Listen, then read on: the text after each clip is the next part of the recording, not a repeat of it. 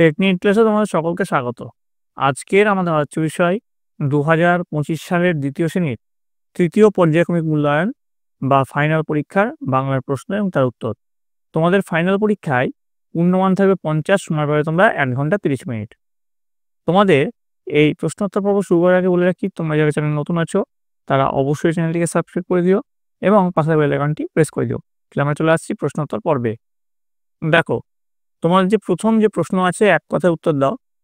১ × ১০ = ১০। প্রথম প্রশ্ন, বুনো জানোয়াররা কোথা থেকে জল খায়? তোমরা কি উত্তর দেবে?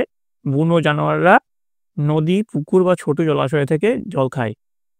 তারপর প্রশ্ন, ছোটবেলার নরেন বড় হয়ে কি নামে পরিচিত হলেন? উত্তর লিখবে, ছোটবেলার নরেন বড় হয়ে স্বামীজি নামে পরিচিত হলেন।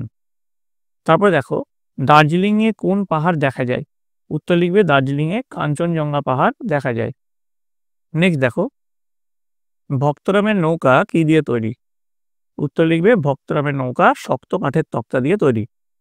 পরের প্রশ্ন, ছুটি কবিতা থেকে দুটি পাখির নাম লেখো।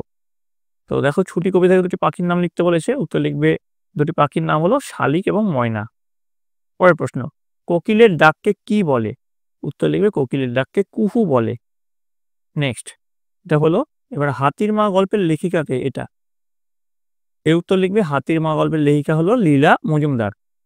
এবার দেখো, বর্গীর জ নম্বর যেটা আছে, ঈশ্বরচন্দ্র বন্দ্যোপাধ্যায়ের পিতার নাম কি? উত্তর লিখবে, ঈশ্বরচন্দ্র বন্দ্যোপাধ্যায়ের পিতার নাম হচ্ছে ঠাকুরদাস বন্দ্যোপাধ্যায়।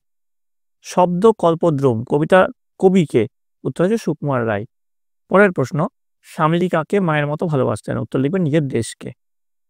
এবার দেখো, এই যে মিলগুলো লিখতে হবে। দেখো, প্রথমে ক হচ্ছে কাক আছে, কাকের সঙ্গে কি মিল হবে? দেখো, নোংরা পরিষ্কার, বোঝা যাচ্ছে। তারপরে দেখো খয়ে আছে জলে থাকে। জলে থাকে কি? জলে থাকে মৎস্য।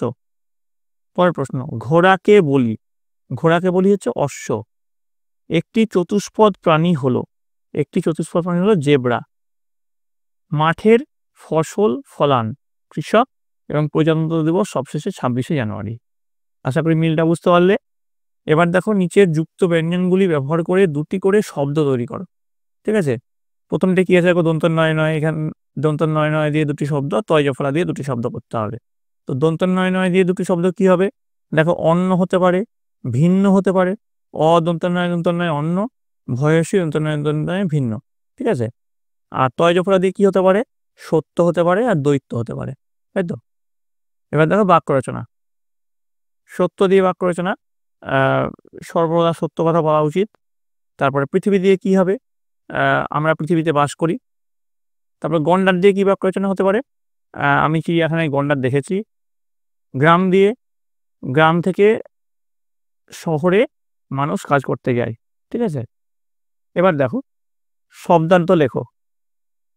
দুষ্টু মানে হচ্ছে খারাপ। নজর কি লিখবে? দৃষ্টি লিখবে। তারপরে দিকপাল মানে বিখ্যাত। নির্ভুল মানে ঠিক। এবার ঘটনার ক্রমগুলি সাজিয়ে লিখতে বলা হয়েছে। ঠিক আছে, তো প্রথমে কোনটা হবে? দেখো, প্রথমে এটা ঠিকই আছে, এটা ১ নম্বরে ঠিকই আছে, স্কুলে চলছিল ভূগোলের ক্লাস। এবার দেখো, তারপরে কোনটা হতে পারে? শিক্ষক মশাই এক প্রশ্ন করেছেন নরেনকে, এটা ২ নম্বর দিলাম। তারপরে দেখো কি হতে পারে? তারপরে দেখো, উত্তর শুনে বললেন ভুল হয়েছে, এটা ৩ নম্বর দিলাম। এবার ৪ নম্বর কোনটা হবে? ৪ নম্বর দেখো, নরেন বারবার বলতে লাগলো আমার ভুল হয়নি, আমি ঠিক কি বলছি, এটা ৪ নম্বর। এবার ৫ নম্বরে কোনটা হতে পারে? দেখো, ৫ নম্বরে এটা হতে পারে, দেখো মাস্টারমশাই সপা কয়েক ঘা বেত বসিয়ে দিলেন নরেনের হাতে, এটা ৫ নম্বর। ঠিক আছে, এবার দেখো ৬ নম্বর কি হতে পারে? ৬ নম্বর দেখো, মা তাকে সান্ত্বনা দিয়ে বললেন বাছা, যদি তোর ভুল না থাকে তবে কিছুতেই কিছু যায় আসে না, এটা ৬ নম্বর। এবং সবশেষে ৭ নম্বর কোনটা আছে? মাস্টারমশাই ভূগোলের বই করে দেখেন তারই ভুল হয়েছে, এটা হচ্ছে ৭ নম্বর। ঠিক আছে, আশা করি পরপর ঘটনাক্রমগুলো তোমরা বুঝতে পারলে। এবার বিপরীত শব্দে চলে আসছি আমরা। দেখো, সামনের বিপরীত কি হতে পারে? পেছনে। আলো অন্ধকার, সত্য মিথ্যা, বুড়ো শিশু, ভুল ঠিক। এবার উঙ্গয় গয়ে বসিয়ে শব্দ লেখো।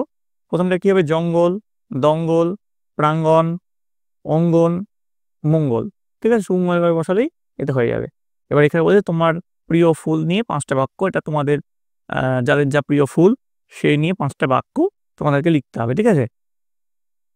তো এই গেল তোমাদের 50 নম্বরের প্রশ্ন এবং তার উত্তর। তোমার যদি এই ভিডিওটা ভালো লেগে থাকে অবশ্যই লাইক করবে, বন্ধুদের কাছে অনেক শেয়ার করবে। আর আশা করি তোমরা প্রত্যেকে আমার বই এবং সহজ পাঠ এ দুটো খুব ভালো করে তোমরা পড়েছো। আশা করি তোমাদের সকলের পরীক্ষা খুব ভালো হবে। তোমাদের প্রশ্ন আমার বই এবং সহজ পাঠ এই দুটোর মধ্যে থেকেই কিন্তু আসবে। তোমরা সকলে মন দিয়ে ভালো করে পরীক্ষা দিও।